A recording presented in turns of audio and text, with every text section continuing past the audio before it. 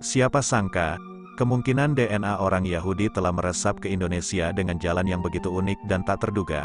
Sebuah kisah menarik membawa kita pada petualangan seorang pedagang Yahudi bernama Ishak ibn al-Yahudi dari Oman pada abad ke-10.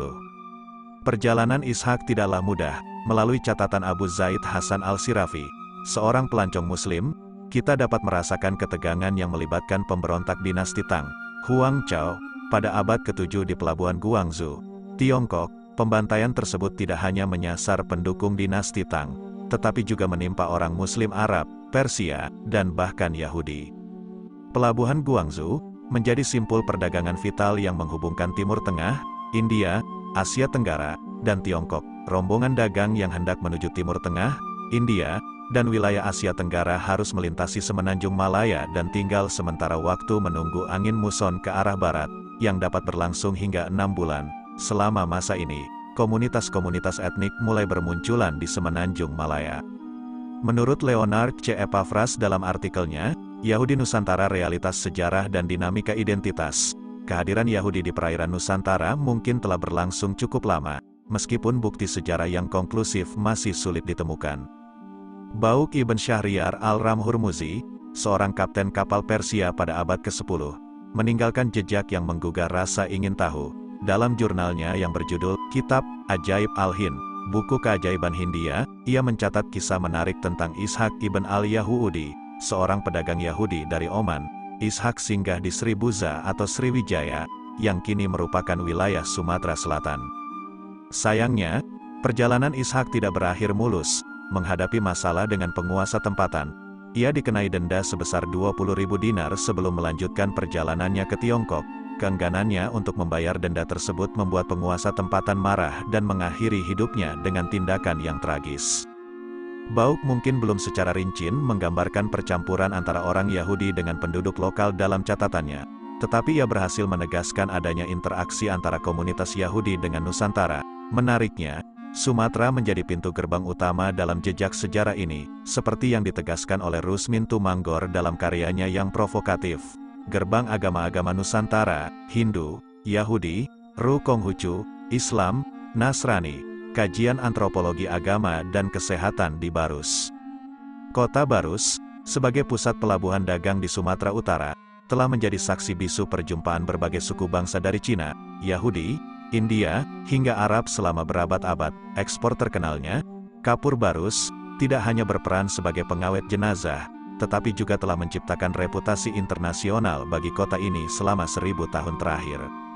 Pertemuan antara orang Yahudi dan penduduk Nusantara semakin terlihat pada abad ke-15. Menurut Tigor Anugrah Harahap, alumnus program studi Arab Fakultas Ilmu Pengetahuan Budaya Universitas Indonesia, orang Yahudi telah menetap di wilayah Sulawesi.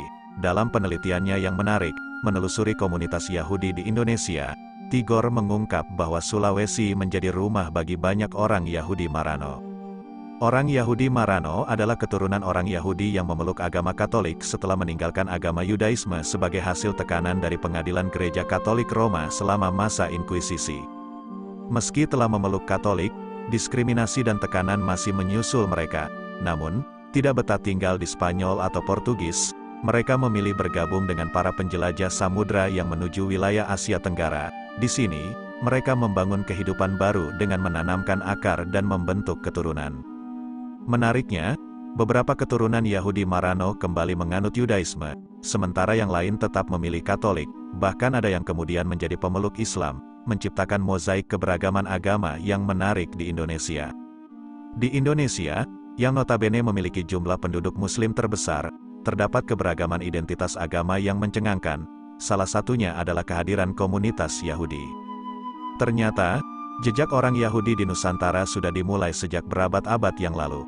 Profesor Rotem Kauner dari Universitas Haifa, Israel, mengungkapkan bahwa orang Yahudi pertama yang menetap di Indonesia adalah seorang saudagar dari Fustat, Mesir, yang meninggal di Pelabuhan Barus, Barat Daya Sumatera pada tahun 1290. Penelitian Kauner sejak 2003 telah membuka tabir sejarah komunitas Yahudi di Indonesia.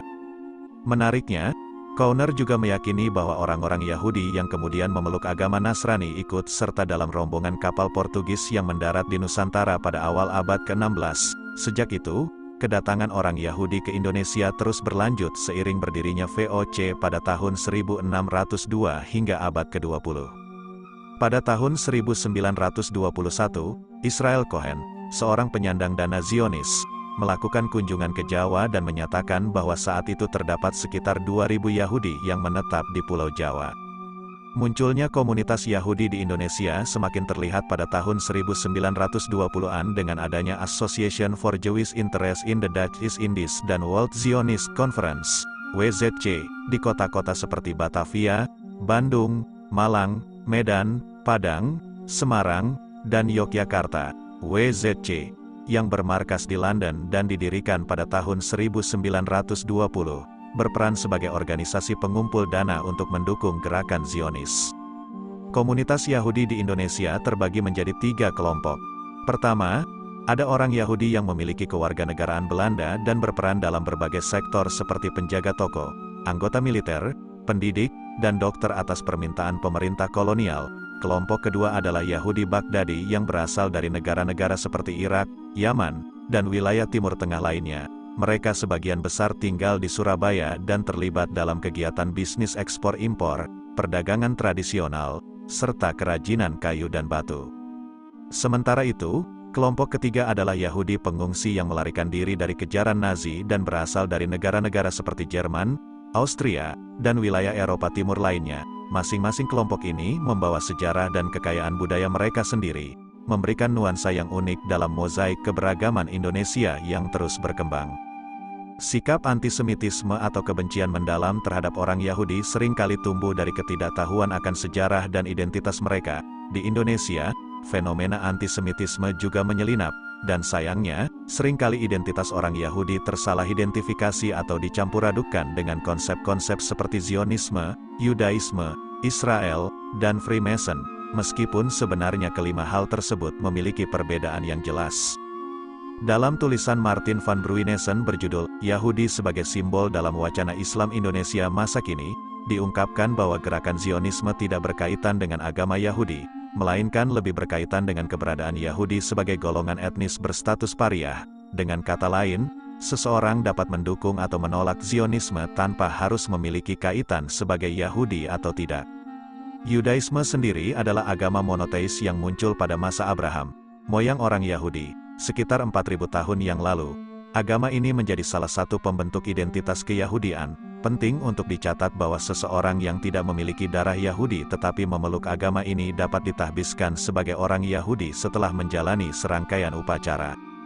Israel, di sisi lain, adalah negara yang muncul di atas fondasi Zionisme, sedangkan Freemason merupakan organisasi rahasia dengan penekanan lebih pada nilai kemanusiaan universal daripada nilai religius tradisional.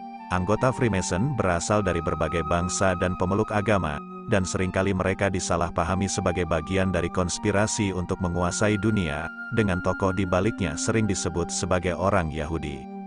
Mengenali perbedaan ini sangat penting untuk menghindari pembentukan stereotip dan teori konspirasi negatif yang berkaitan dengan orang Yahudi di Indonesia. Sejarah menunjukkan bahwa bangsa ini telah menjalin hubungan lama dengan komunitas Yahudi, yang memiliki keberagaman identitas yang mirip dengan penduduk Nusantara. Penting untuk membuka mata dan pikiran, serta memahami bahwa keberagaman ini adalah kekayaan budaya yang harus dihargai, tanpa jatuh pada prasangka dan stereotip yang tidak beralasan. Terima kasih telah menonton video kami di saluran YouTube Taksakaseta. Kami harap Anda menikmati cerita sejarah yang kami bagikan. Jangan lupa untuk selalu mendukung saluran kami dan aktifkan pemberitahuan agar tidak ketinggalan video menarik lainnya. Sampai jumpa di petualangan kisah-kisah sejarah selanjutnya. Salam pecinta sejarah dari Taksakaseta.